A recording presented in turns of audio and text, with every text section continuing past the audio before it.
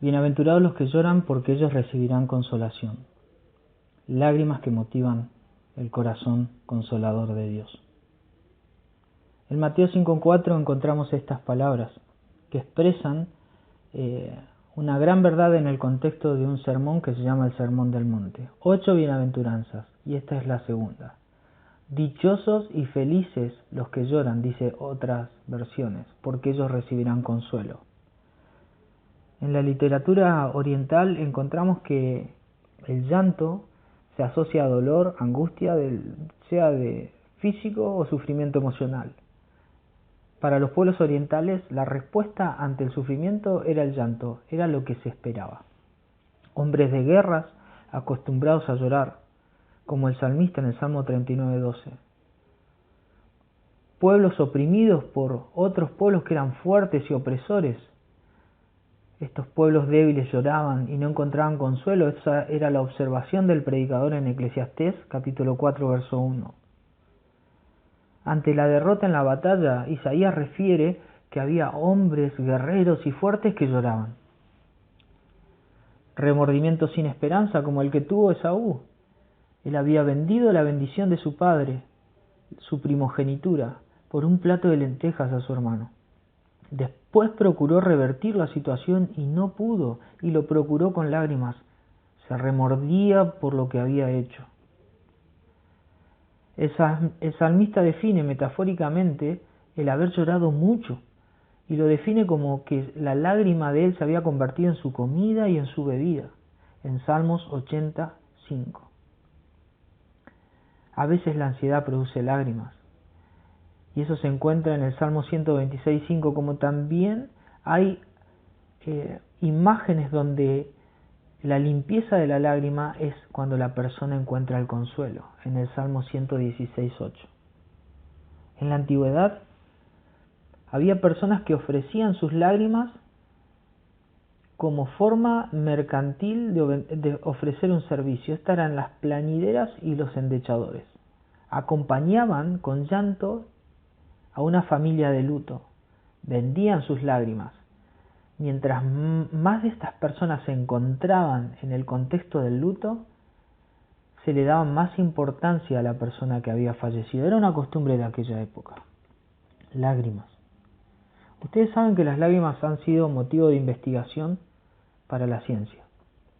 En principio, la ciencia, mediante una observación y una comprensión inicial, hipotéticamente habían creído que las lágrimas eran un vestigio de la evolución, es decir, algo que se encontraba ahí pero que no tenía un sentido de supervivencia. Pero resulta que después, avanzando en la investigación, se dieron cuenta que las lágrimas tienen mucha utilidad para el ojo, y el ojo tiene una función visual, y esa función visual sí sirve para la supervivencia. Entonces tuvieron que revertir aquella idea. Es que de verdad las lágrimas tienen una función protectiva para el ojo. No solamente limpian el ojo, no solamente lo inmunizan, lo protege, sino también que el tejido transparente, que es la córnea, respira a través de la lágrima. Si la lágrima no está, la córnea se vuelve opaca, y por ende una persona que tiene un buen ojo a nivel neuronal, simplemente por ausencia de la lágrima, puede perder su ojo. Es tan importante la lágrima en lo físico, también en lo social. Ya desde el inicio de la vida los bebés lloran por el apego, por la mutualidad, y de esa manera la madre responde con cercanía, con afecto, y responde con lactancia. Ya avanzando la edad, la lágrima se convierte en algo más emocional. Es una respuesta a diferentes emociones, como es el sufrimiento, como es el dolor, aún la alegría y el gozo. Pero también existen emociones turbias, como las conductas egoístas, la manipulación y aún la hipocresía, que se puede manifestar a través de lágrimas. Las lágrimas permiten también al cuerpo recuperarse. Se ha investigado molecularmente la lágrima y se han encontrado sustancias que son estresoras, es decir, que producen estrés en el cuerpo, aumentadas cuando uno llora, es decir, uno las elimina a través de la lágrima. Entonces la lágrima sirve para una recuperación, podríamos decir, física, que también el alma requiere. Quienes lloran menos, quienes aguantan más el estrés, sufren otras patologías. Quienes lloran y manifiestan mediante la lágrima su situación emocional tienen mayor capacidad de recuperación de aquellas situaciones. Entonces entendemos que llorar fisiológicamente es una buena respuesta y emocionalmente también. Llorar no está mal. Ahora, ¿cuáles son las motivaciones para el llanto? En la palabra encontramos llantos de desánimo, es decir, personas que habían perdido el ánimo para buscar o para encontrar ciertas cosas. El salmista, en el Salmo 42, 1 al 3, clama al Señor porque él se siente lejano del Señor, y lo hace en el contexto de pensarse a sí mismo como un siervo que busca las aguas, que brama por las aguas, sediento. Así estaba el salmista con respecto a Dios, desanimado por su situación espiritual.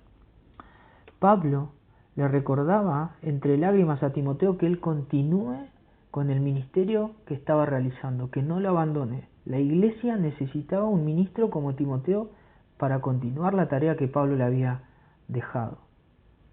Hay lágrimas también de preocupación. Pablo le llora a los hermanos de Éfeso y les enseña con mucho requerimiento porque ellos estaban en un contexto de falsa enseñanza, y Pablo les insistía a los hermanos de que no se dejen engañar, de que persistan en la verdad de la palabra en Hechos 20:31. En Marcos 9:14 encontramos a un padre que está profundamente dolido en la situación que está viviendo su hijo, un hijo poseído desde niño por un espíritu. Este niño siempre se había autoagredido, se golpeaba a sí mismo, se tiraba aún sobre el fuego, no tenía respuestas que eran las características de un niño normal. Este padre sufría a causa de lo que su hijo estaba padeciendo y no encontraba respuestas. De hecho, fue a buscar a los discípulos y los discípulos no pudieron ofrecer respuesta. Resulta que el espíritu que estaba poseyendo a este niño era un espíritu que requería mucha oración y ayuno, y no fue algo que los discípulos pudieron brindarle como solución a este padre. Y este padre, ya descreído de alguna posibilidad de mejoría para su hijo, se acerca al Señor. Y no solamente ruega por su hijo, sino ruega por su propia fe, porque él ya no encontraba solución para aquella instancia.